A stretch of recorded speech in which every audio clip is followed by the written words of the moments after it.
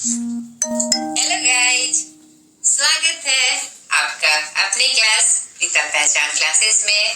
मैं प्रीता कुमारी झा तैयार हूँ आपके वेलकम के लिए, आपके सपोर्ट के लिए। कैसे हैं आप लोग? पहले ये बताइए मुझे। मजे में? मैं भी मजे में और पूरे जोश के साथ। तो इस बार के सेशन में जो 7 to 12 का जो सेशन हमारा, मैं जो कोर्स लेकर आपके लिए आती हूँ, बहुत सारे बोर्ड ने बुक्स चेंज कर दी है नहीं, और ये 14-15 अप्रैल तक वो बुक्स उपलब्ध नहीं हो रहे हैं। तो हम स्टार्ट नहीं कर पा रहे हैं कि पता नहीं कौन सी बुक किस वे में बदल जाएगी और उसका क्या सेटअप रहेगा, क्या कंटेंट रहेगा। तो इससे पहले और भी जो इस बार के सेशन में मैं नया स्टार्ट करने जा रही हूँ, आपका जीके जीएस, जो हर प्रतियोगी परीक्षाओं के लिए बहुत जरूरी है। ठीक है, हमने देखा कि वो टॉपिक्स जो है जीके जीएस के, वो लगभग हर एग्जाम में दोहराए जाते हैं। कोई भी कॉम्पिटिटिव एग्जाम हो, चाहे वह राज्य स्तर पे हो या केंद्र स्तर पे हो, नहीं, पूरी तरह से उसको बार बार पूछा जाता है। तो मुझे लगा कि चलिए मैं इसमें भी आपकी हेल्प करूं, और मुझे वो टॉपिक्स बहुत अच्छे भी लगते हैं, बहुत इंटरेस्टिंग लगते हैं। तो मैंने सोचा कि चलिए मैंने जो पढ़ा मैं आपके साथ शेयर कर लूं। तो अभी आज के वीडियो में मैंने जो पोर्शन बनाए हैं व्याकरण के, उसमें तो मैंने सब डाला ही हुआ है। आप प्ले लिस्ट में जाकर व्याकरण सत्र और व्याकरण विशेष सत्र में देख सकते हैं। और आपको पता है कि हमारे पास जो मॉडर्न सुविधा है पढ़ाने के लिए, मेरे पास कीबोर्ड नहीं है और भी बहुत सारी सुविधाएं जो आजकल लोग यूज कर रहे हैं, वो मेरे पास नहीं है। मैंने स्टार्ट किया है और अभी तक मैं वो सेटअप नहीं कर पाई हूँ जिसमें मैं आपको सुविधाएं दे सकूं। लेकिन आपको कंटेंट में कमी नहीं आएगी। भले ही मैं पुराने पारंपरिक तरीके से आपको बताऊं, लेकिन कंटेंट में मैं बिल्कुल कमी नहीं होने दूंगी, ये मेरा वादा है। आप तो मुझे सपोर्ट करिए ताकि मैं अपने कंटेंट आप तक पहुंचा पाऊं। आज के इस वीडियो में मुझे लगा कि ये टॉपिक है, बहुत इजी है और बहुत ही सिंपल है। बार बार आपने इसको सुना और देखा होगा, लेकिन आज भी बड़े जो प्रतियोगी परीक्षा की तैयारी कर रहे हैं, वो भी कंफ्यूज कर जाते हैं। तो आज इस छोटे से वीडियो में उस छोटे से टॉपिक को मैं लेकर आई हूँ, भाषा और हिंदी भाषा, जिसमें आज हम देखेंगे पार्ट 1 में भाषा और सेकेंड पार्ट में हम देखेंगे हिंदी भाषा का स्वरूप और उसका विकास। तो चलिए समय को बिना गवाए हम स्टार्ट करते हैं। उसमें से वो चीजें जहाँ पर हम कंफ्यूज करते हैं, ठीक है। और आगे के वीडियो में जो सेटअप व्याकरण सत्र का है, वो जो है ही, और उसको नए एडिशन में कहाँ कंफ्यूजन है या कहाँ पर आपको दिक्कत हो रही है, कहाँ पे वो टिपिकल लग रहा है, कहाँ पर वो बातें आपको समझ में नहीं आती है। तो क्योंकि मैं कोई भी वीडियो बनाती हूँ ना, तो फिर मैं उसे रिकेप करके देखती हूँ कि शायद कई बच्चे ये देखकर यहाँ फंस तो नहीं जाएंगे, यहाँ कंफ्यूज तो नहीं कर जाएंगे, या कहीं ये लेंदी तो नहीं हो गया। तो मुझे लगता है कि नहीं, और इजी वे में इसको समझाना है, तो मैं वो कोशिश करती हूँ। तो आप बने रहिए हमारे वीडियो में और हमारे साथ तैयार रहिए, अपनी तैयारी को मजबूत करिए।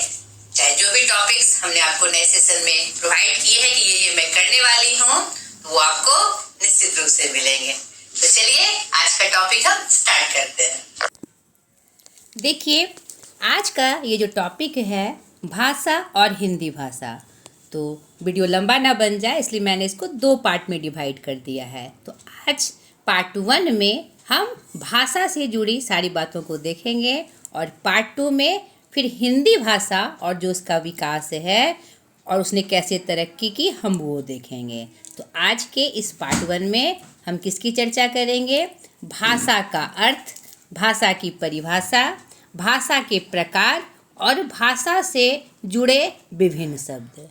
ये भाषा जब हमारे सामने आती है तो हम इसके महत्व को समझते हैं कि अगर भाषा ना होती तो आज हम किसी क्षेत्र में तरक्की नहीं कर रहे होते। नहीं, हमें अगर भाषा का ज्ञान ही नहीं होता तो उससे जुड़े जितने भी चीज़ बने हुए हैं उसका ज्ञान हमें नहीं होता क्योंकि उन चीज़ों को समझने का हमारे पास माध्यम ही नहीं होता। सही बात है। तो यह बहुत ही महत्वपूर्ण है। तो चलिए एक एक करके ये जो भाषा से जुड़ी चीज़ें हैं हम देखेंगे एक एक करके, ठीक है। ये देखिए पहला पॉइंट, भाषा का अर्थ, ठीक है। भाषा क्या है, इसका क्या अर्थ है ना, ये कैसे हमारे से जुड़ी, नहीं, यह संस्कृत के भास धातु से इसकी उत्पत्ति हुई है, क्योंकि हम जानते हैं कि हिंदी की जननी कौन है, हमारी संस्कृत है, ठीक है। तो संस्कृत के भास धातु से भाषा शब्द की उत्पत्ति हुई है, जिसका शाब्दिक अर्थ है वाणी, ठीक है। वाणी मतलब बोलना या कहना, इसका अर्थ हम समझ गए। सामान्यतः मनुष्य की सार्थक तथा व्यक्त वाणी को भाषा कहते हैं, यानी जो मनुष्य बोलता है और वह सटीक होना चाहिए, नहीं, और वो व्यक्त होना चाहिए। अगर व्यक्त नहीं होगा तो उसे हम भाषा का रूप नहीं कह सकते हैं, क्योंकि भाषा हमें समझ में भी आनी चाहिए, नहीं, और भाषा अभिव्यक्ति का एक माध्यम है। हम जानते हैं कि हमारे लिए भाषा किस रूप में उपयोगी है, क्योंकि यह अभिव्यक्ति का माध्यम है। जो हमारे अंदर बातें होती है, विचार होते हैं, भाव होते हैं, भाषा उसे अभिव्यक्ति का एक माध्यम बनाती है, ठीक है। आगे देखिए, अब देखिए भाषा की परिभाषा क्या है। नहीं, ये सब आपने पहले भी पढ़ा होगा जैसा कि हमने बताया, लेकिन फिर भी उसको स्पष्ट रूप से समझने में आज भी बच्चों को दिक्कत आती है। इसलिए मुझे लगा कि मुझे और अच्छे तरीके से आपको बताना है, एकदम साधारण वे में, ठीक है, इसलिए मैं इसे लेकर आई। अब भाषा की सर्वमान्य परिभाषा इस प्रकार है। आप अपने व्याकरण के किताब में भाषा के विभिन्न विद्वानों द्वारा, विभिन्न व्याकरणिस्तों द्वारा अलग अलग अन्य परिभाषा को आप देख सकते हैं, लेकिन इसकी जो सर्वमान्य परिभाषा है वह इस प्रकार है।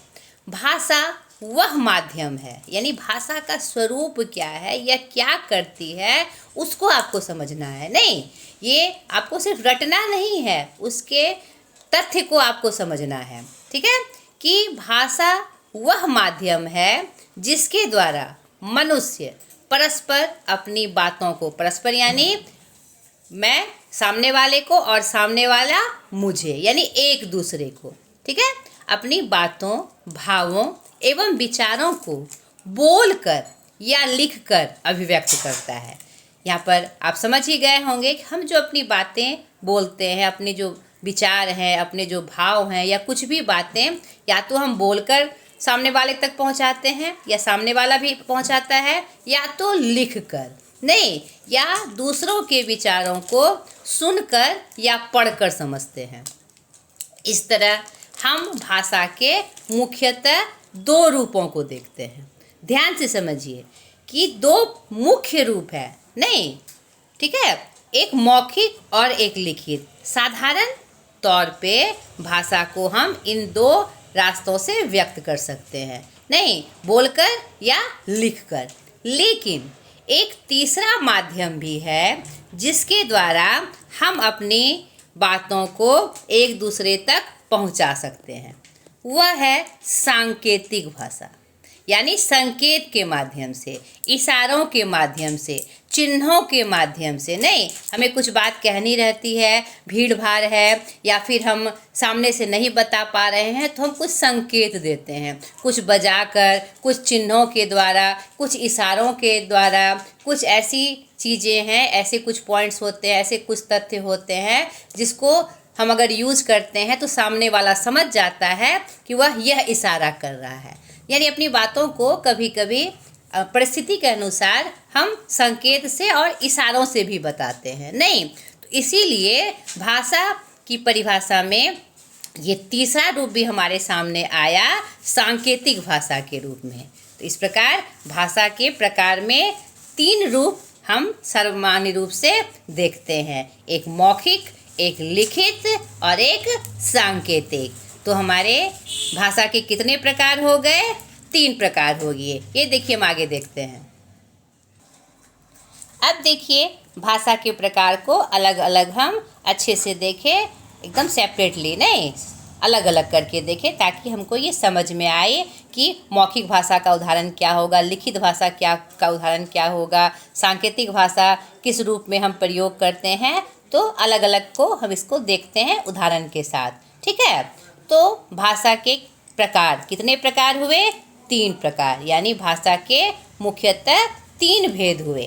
पहला, मौखिक भाषा, जो हम बोल कर प्रकट करते हैं। तो अलग अलग इसको हम देखें। अपने विचारों एवं भावों को, यानी अपनी बातों को जब हम बोल कर प्रकट करते हैं एवं दूसरे के विचारों एवं भावों या बातों को सुनते हैं, तो वह कौन सा माध्यम होता है भाषा का? मौखिक भाषा, ठीक है। जैसे आपके एग्ज़ाम में, परीक्षाओं में आपको क्या आएगा? यह किसका उदाहरण है, कौन सी भाषा का उदाहरण है, या फिर कोई टॉपिक दे दिया जाएगा कि यह कौन सी भाषा है, या टॉपिक देकर पूछा जाएगा कि यह कौन सा रूप है, ठीक है। तो आपको दोनों तरफ से ध्यान रखना है। जैसे उदाहरण में देखिए, भाषण देना, फ़ोन पर बात करना, आमने सामने बात करना, रेडियो सुनना, या किसी माध्यम से वार्तालाप को सुनना या बोलना। तो इसमें हमने क्या समझा बेटा? ये समझा कि जो भी माध्यम होगा, जो भी उदाहरण हमारे सामने आएगा, तो उसमें बोलकर या सुनकर की प्रधानता होगी, बोलने की और सुनने की। तो जो भी उदाहरण हम देखेंगे तो उसमें हमें यह ध्यान देना है वह बोल रहा है और कोई सुन रहा है, बोलना और सुनना। ये जितने उदाहरण हैं उसमें आप देखिए बोलने और सुनने की क्रिया हो रही है, ठीक है, समझ में आया। दूसरा भाषा का प्रकार हमारा है लिखित भाषा, यानी लिखकर। जब अपने विचारों एवं भावों को, अपनी बातों को हम लिखकर प्रकट करते हैं या पढ़ते हैं, ध्यान से सुनिए, आप उदाहरण में बिल्कुल कंफ्यूज नहीं करिएगा जब आपके परीक्षाओं में आएंगे, ठीक है। लिखित भाषा कौन सा स्वरूप होगा? जब वह माध्यम को हम पढ़ेंगे नहीं या लिखेंगे, ठीक है। अब उदाहरण से हम देखें, जैसे पत्र लिखना या पढ़ना, कहानी लिखना या पढ़ना, मोबाइल संदेश भेजना या पढ़ना। नहीं, समाचार पत्र क्या करते हैं, हम उसको पढ़ते हैं जो लिखित रूप में होता है। पुस्तकें, पत्रिकाएं पढ़ना वो लिखित रूप में है और उसे हम क्या करते हैं, पढ़ते हैं। तो वैसे माध्यम जिसमें हम पढ़ते हैं या लिखते हैं, तो वह हमारा भाषा का कौन सा माध्यम होता है? लिखित भाषा। वो कौन सी प्रकार हुई? लिखित भाषा की प्रकार हुई। अब भाषा का तीसरा प्रकार जो सांकेतिक भाषा के रूप में प्रयोग किया जाता है। सांकेतिक भाषा यानी संकेत, चिन्हों या इशारों के द्वारा। अब हम इसको समझे।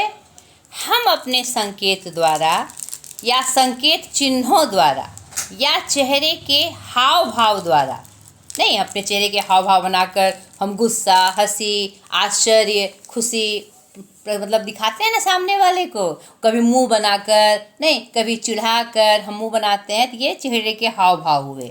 दूसरों के सामने जब अपने मन के भाव को हम समझाते हैं या समझते हैं, दोनों बातें हैं, तो वह हमारा भाषा का कौन सा माध्यम होगा? सांकेतिक भाषा। इसमें हमको क्या ध्यान देना है बेटा कि या तो कोई संकेत चिन्ह हो या तो हम कुछ संकेत करें इशारों से, हाथ से, पैर से या चेहरे के हाव भाव से, ठीक है। और अब उसके उदाहरण हम देख लेते हैं। सड़क किनारे लगे यातायात बोर्ड। आपने देखा होगा कि सड़कों के किनारे बहुत सारे बोर्ड लगे होते हैं और उनमें चिन्हों का प्रयोग किया जाता है और हमें वह संदेश देता है कि यह क्या बता रहा है। आप रेलवे स्टेशन पे भी देखेंगे, वहाँ भी बहुत सारे चिन्ह बने रहते हैं बोर्ड के माध्यम से और हमें बताते हैं किधर जाना है, किधर कौन सा आपका रेलवे लाइन है या क्या है, चिन्हों के द्वारा बताया जाता है। यह हमारी सांकेतिक भाषा का उदाहरण हुआ। नहीं, विभिन्न संस्थानों में लगे चिन्ह, बहुत सारे संस्थानों में आपको सुविधा के लिए आप बहुत सारे चिन्ह बनाए जाते हैं, जिससे हमें समझ में आ जाती है ये इसके लिए ये चिन्ह लगा हुआ है, ये समझाया जा रहा है, ये भाव उसमें छुपा हुआ है। नहीं, और इशारा, जब हम इशारों से कुछ बातें करते हैं तो वह मौखिक और लिखित का उदाहरण नहीं है, वह किसका उदाहरण है? सांकेतिक भाषा का उदाहरण है। ट्रैफिक बत्तियाँ, वह लिख कर आती है क्या? नहीं आती है। बोल कर करती है क्या? नहीं करती है। वह लाइट के माध्यम से हमें इंडिकेट करती है, इशारा करती है। वह भी किसका उदाहरण हुआ? हमारा सांकेतिक भाषा का। ट्रैफिक पुलिस द्वारा दिए गए संकेत, हाथ उठाकर ऊपर नीचे, दाएं जाओ बाएं जाओ, ट्रैफिक पुलिस ऐसा करते हैं ना, तो वह क्या है? वह भाषा का कौन सा रूप है? सांकेतिक भाषा का रूप है।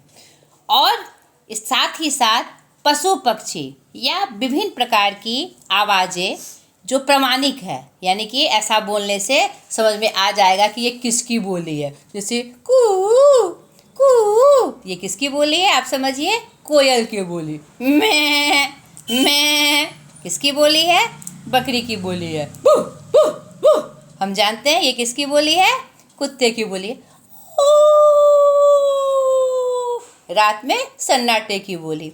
यानी ऐसी बोली, ऐसी आवाज़ें, चाहे पशु पक्षी के रूप में हो या फिर और भी कोई संकेत के रूप में हो, जिसे हम प्रामाणिक रूप से जानते हैं कि ये इशारा हो रहा है। नहीं, यानी ट्रेन चल रही है, नहीं खुल रही है।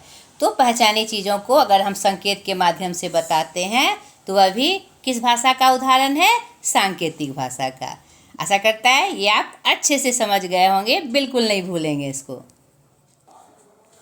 हमने भाषा का अर्थ जाना, उसकी परिभाषा जानी और उसके प्रकार भी जान लिए, और मुझे लगता है कि अब आपको कन्फ्यूजन नहीं होगी इन तीनों में। अब हमारे सामने भाषा से जुड़े और भी कुछ शब्दों का प्रयोग होता है, जिसको देखकर कभी कभी हम कंफ्यूज कर जाते हैं कि ये क्या चीज़ है, क्या मेल है, क्या दोनों एक ही है या फिर अलग अलग है।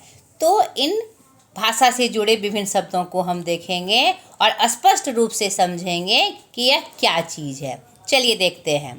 पहला, ध्वनि। देखिए, ध्यान से देखिए बेटा, यह भाषा का लघुत्तम श्रव्य खंड है।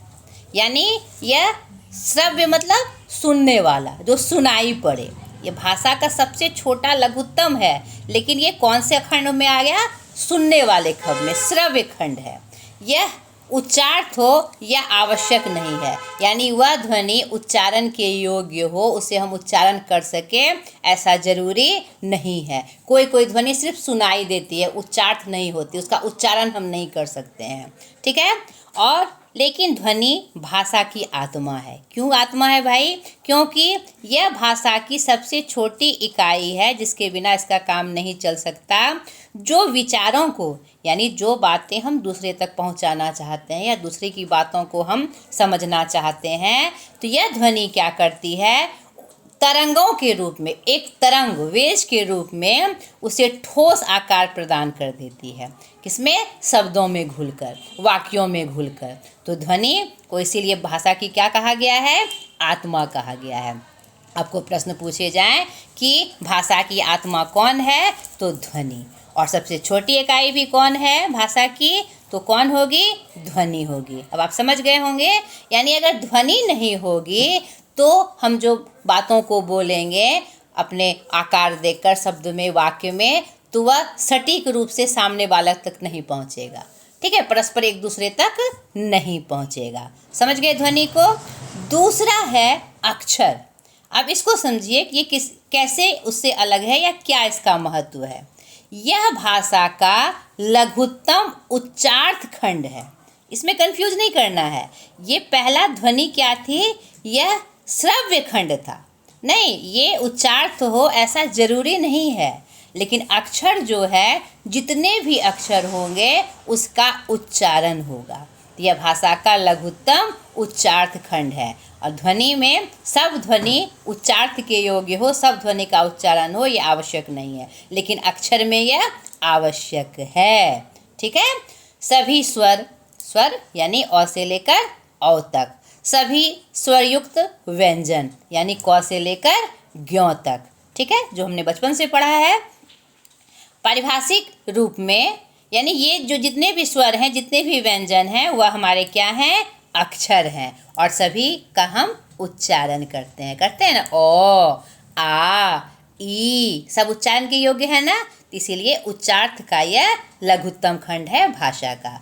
अब पारिभाषिक रूप में इसको हम देखें, जिस ध्वनि या ध्वनि समूह का उच्चारण एक स्वसाघात में हो उसे अक्षर कहते हैं। यानी ध्वनि से इसका संबंध है, लेकिन नहीं, ये ध्वनि और अक्षर में एकदम छोटा सूक्ष्म अंतर है। यह ध्वनि का ही पार्ट है, लेकिन जिस ध्वनि या ध्वनि समूह का उच्चारण यानी कि उच्चार्थ हो, ये ध्वनि उच्चार्थ हो नहीं हो जरूरी नहीं है, लेकिन यह ध्वनि के साथ आएगी और इसको हम उच्चारण भी करेंगे, यह आवश्यक है। और श्वासाघात यानी श्वास जो हम सांस लेते हैं उसके आघात से, उसके जोड़ से उसका उच्चारण होगा, उसे हम अक्षर कहेंगे। ओ सांस के साथ आया ना। और आपने परिभाषा भी देखी होगी कि जिसके बोलने में जिसमें कम समय लगे, जिसमें श्वास कम छोड़ी ली जाए, अनुतान तान हम लोगों ने पढ़ा है, बहुत चीज़ पढ़ा है हमने, तो वहाँ पर पहुँचेंगे हम फिर से। यानी कि एक श्वास के साथ उसका उच्चारण हो, वह मेरा अक्षर है। ठीक है। तीसरा, लिपि। अब लिपि से भाषा का क्या संबंध है भाई?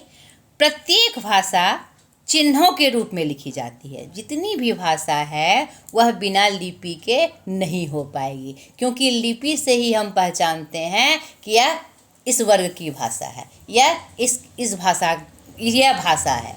नहीं, और सबकी अपनी अपनी लिपि होती है, निश्चित है, क्योंकि चिन्ह नहीं होंगे तो हम अक्षरों को, वर्णों को शब्दों में नहीं पिरो पाएंगे और शब्दों को वाक्यों में नहीं पिरो पाएंगे। तो प्रत्येक भाषा चिन्हों के रूप में लिखी जाती है। इन चिन्हों को ही लिपि कहा जाता है। ठीक है।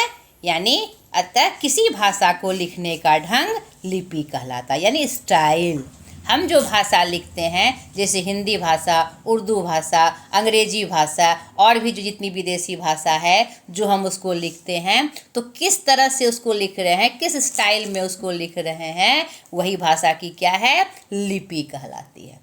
ठीक है, स्क्रिप्ट। और प्रत्येक भाषा की अपनी अपनी लिपि होती है, इस बात को याद रखना है। हिंदी की लिपि क्या है? देवनागरी। अंग्रेजी की क्या है? रोमन, है ना। इसी तरह जितनी भी भाषाएं हैं विश्व में, सबकी अपनी अपनी लिपि होती है, अपने अपने स्टाइल होती है। समझ गए? आगे देखिए। और जो भाषा से जुड़े कुछ शब्द हैं उसको भी आप स्पष्ट रूप से समझिए, ये बहुत आवश्यक है, ताकि आप कभी भी उसमें ये नहीं सोचे कि ये क्या आ गया और इससे भाषा का क्या संबंध है। ठीक है। चौथा जो भाषा से जुड़े शब्द हैं, बोली, नहीं यानी डायलेक्ट, इंग्लिश वर्जन है इसका। बोली क्या है भाई? आपने ये लोकोक्ति जरूर सुनी होगी, कोस कोस पर बदले पानी, चार कोस पर वानी। यानी क्या है कि हर कोस कोस पे, एक एक कोस पे क्या होता है, पानी का जो टेस्ट है, स्वरूप है, वह बदल जाता है, और चार कोस जाने पर वानी बदल जाती है, यानी कि जो बोली है क्षेत्र की वह बदल जाती है। अब बोली ये है क्या? यह किसी भाषा का एक सीमित स्थानीय और क्षेत्रीय रूप है। ठीक है।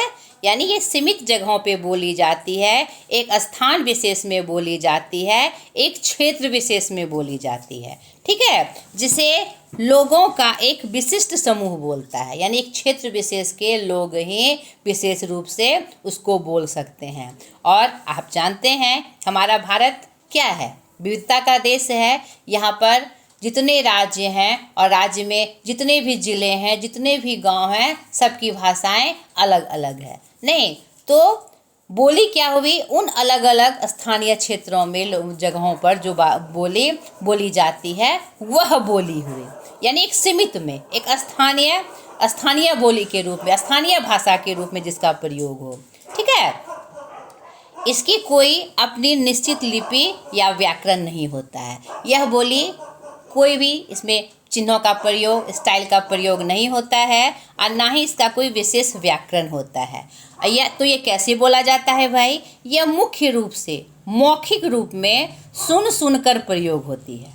ठीक है, कि लोगों ने जो बोलना शुरू किया क्षेत्र विशेष का, तो सुन सुनकर लोग सामने वाले को फिर बोलना शुरू कर देता है सुन सुनकर। नहीं, ये कहीं से सीख कर या कहीं किताबों से उसके कैसे होगा यह सीख कर वो नहीं बोलते, सुन सुनकर उसका प्रयोग करते हैं। इसमें देशज शब्दों की प्रधानता होती है। उसकी भाषा में जो शब्दों का प्रयोग होता है वस्तुओं के लिए, चीज़ों के लिए, स्थानों के लिए, उसकी प्रधानता होती है। इसकी जो शब्दावली भी जो होती है वह भी क्या होती है, सीमित होती है। नहीं, शब्दकोश जो है इसके एकदम सीमित हैं, वह क्षेत्र विशेष के रूप में ही प्रयोग की जाती है।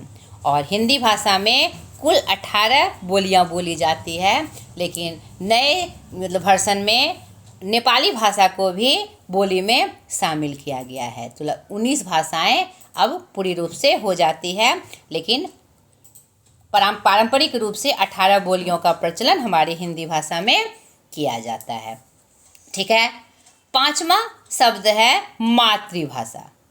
ठीक है, मदर टंग। ये क्या होता है भाई, ये भाषा से किस तरह से रिलेटेड है, किस तरह से इसका स्वरूप जाना जाता है। वह भाषा, ठीक है, यह भाषा का ही स्वरूप है, वह भाषा जो एक बच्चा बचपन में अपनी माँ व अपने परिवार से सीखता है, वह भाषा क्या कहलाती है, मातृभाषा।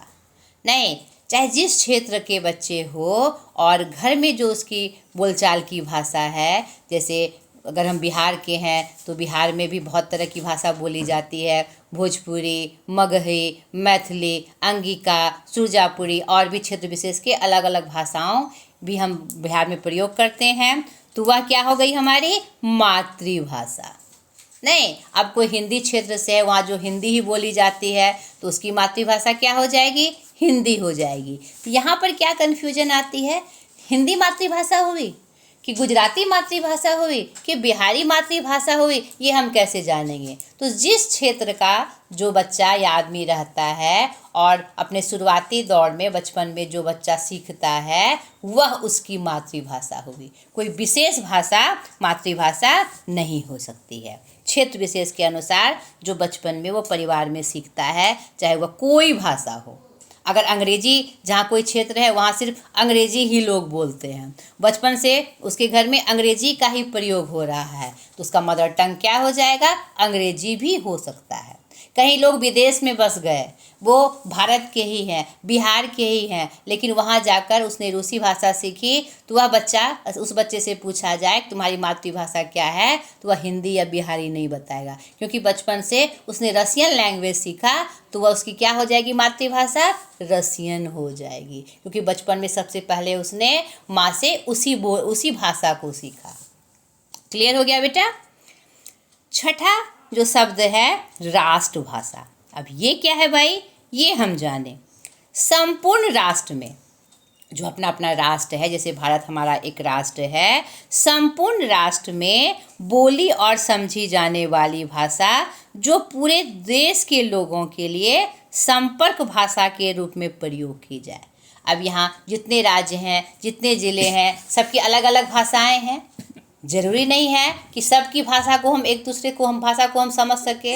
हमें बिहारी आती है, ज़रूरी नहीं है कि महाराष्ट्र के लोगों को भी बिहारी आती है, और हमें मराठी नहीं आती, लेकिन हम आपस में जब मिलते हैं तो एक ऐसी भाषा हमारी होती है जिससे हम संपर्क में आ सके। नहीं, मतलब पूरे राष्ट्र में उस भाषा का प्रयोग करके हम, चाहे हम गुजरात चले जाएं, तमिलनाडु चले जाएं, चाहे तमिलनाडु के लोग बिहार में आ जाए, तो ऐसी भाषा का प्रयोग जो राष्ट्र में बोली और समझी जाती है, तो वह हमारी कौन सी भाषा होती है, राष्ट्रीय भाषा होती है। जैसे हमारे भारत में हिंदी भाषा हमारी क्या है, पूरे भारत प्रदेश में बोली और समझी जाती है। इसको हम बोलकर एक दूसरे के संपर्क में आ सकते हैं। यह हमारी क्या हुई, राष्ट्रीय भाषा हुई, नेशनल लैंग्वेज। समझ में आया।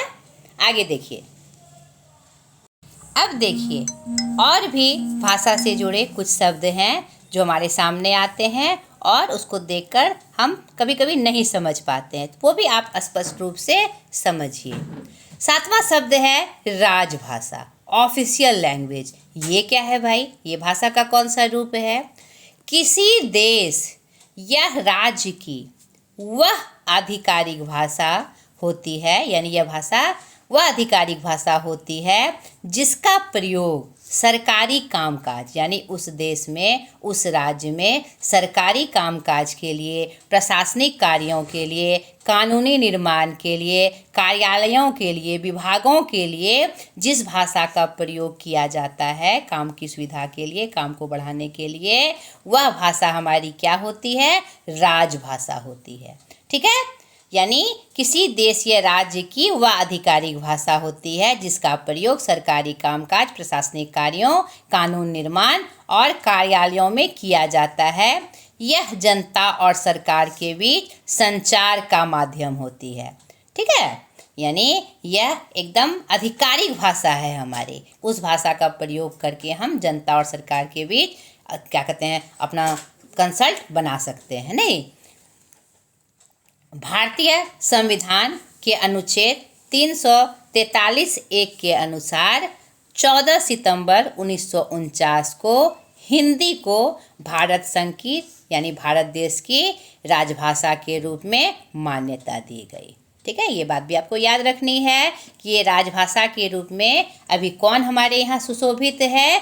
हिंदी भाषा। यानी हमारे जितने भी सरकारी कामकाज हैं, प्रशासनिक कार्य हैं, कानून निर्माण, संविधान निर्माण की जो भाषा है या फिर विभाग की जो भाषा है, उसको किसे यह गौरव प्राप्त है? हिंदी को। हिंदी में लिखी और बोली जाती है, समझी जाती है। ठीक है, और ये कब से बनी? 14 सितंबर 1949 से।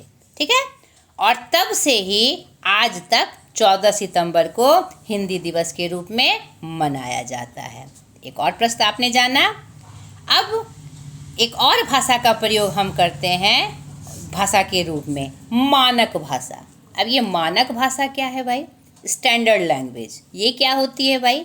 मानक भाषा जो होती है यह किसी भाषा का वह परिनिष्ठित मतलब यह ऐसी निष्ठित भाषा, ऐसी निष्ठावान भाषा हमारे प्रति, मतलब उसके प्रति हमारी ऐसी आस्था कि हाँ ये सही है, बिल्कुल ये सही है, कोई भी वर्ग उसको काट नहीं सकता। ऐसी भाषा जो कि प्रतिष्ठा के रूप में, सम्मान के रूप में, सर्वमान्य के रूप में जो प्रचलित हो।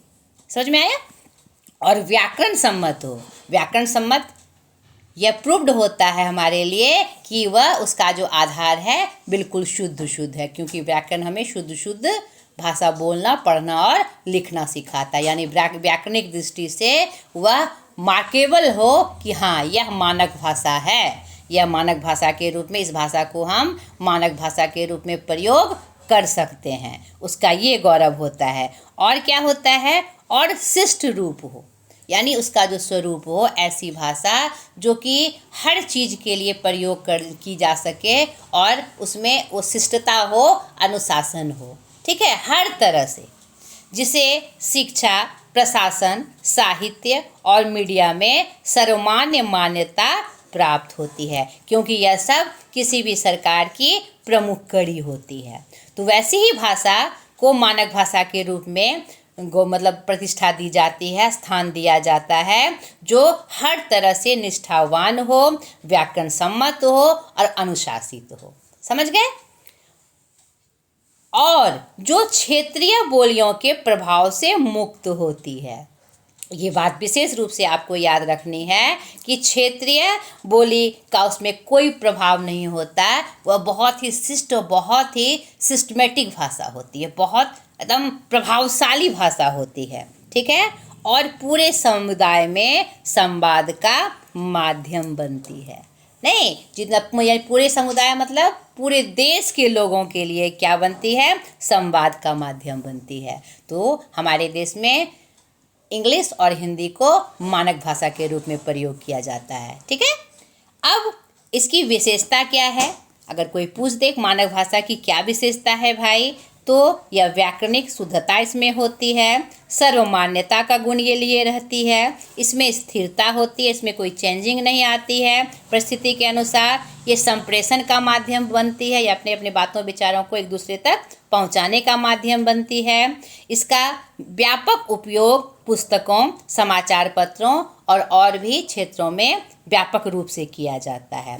इसकी आवश्यकता क्यों पड़ती है? संपर्क भाषा के रूप में शिक्षा और प्रशासन को चलाने के लिए हर शिक्षा में इसका प्रयोग किया जाता है, प्रशासन कार्यालयों में, विभागों में इसका प्रयोग होता है। और साहित्य लेखन में ऊंचा स्थान दिलाने के लिए, साहित्य को एकदम उच्चतम श्रेणी तक पहुंचाने के लिए भी मानक भाषा का प्रयोग करना आवश्यक होता है, ताकि साहित्य का विस्तार हो सके। क्योंकि अगर वो मानक भाषा है तो एक पूरा वर्ग उसको पढ़ना पसंद करता है और उसको मान्यता देता है। तो यह हमारी क्या हुई? मानक भाषा। तो भाषा से जुड़ी सारी बातें हमने आपको बताई इस पार्ट 1 में, भाषा के वीडियो में। अगले इसी वीडियो में पार्ट 2 में हम देखेंगे कि हिंदी भाषा का, भाषा के साथ हिंदी भाषा जो हमारे किस स्वरूप में हमारे सामने आई, उसका विकास किस तरह हुआ, आज उसका हिंदी का क्या स्वरूप है, यानी उसका इतिहास और आज तक का उसका स्वरूप हम अगले पार्ट 2 में देखेंगे। आज तक के लिए इतना ही। आशा करती हूँ आपको बहुत पसंद आया होगा। तो मेरे चैनल को शेयर करें, लाइक करें और दोस्तों के साथ शेयर करके उन्हें सब्सक्राइब करने के लिए भी कहें, ताकि हमारा कंटेंट और भी बच्चों तक पहुंच सके। बाय।